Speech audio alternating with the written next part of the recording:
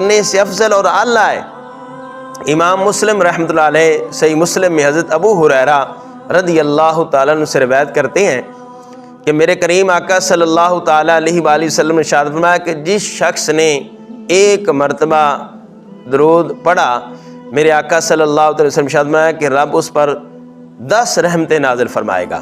جس نے 10 مرتبہ پڑھا 100 رحمتیں نازل فرمائے گا۔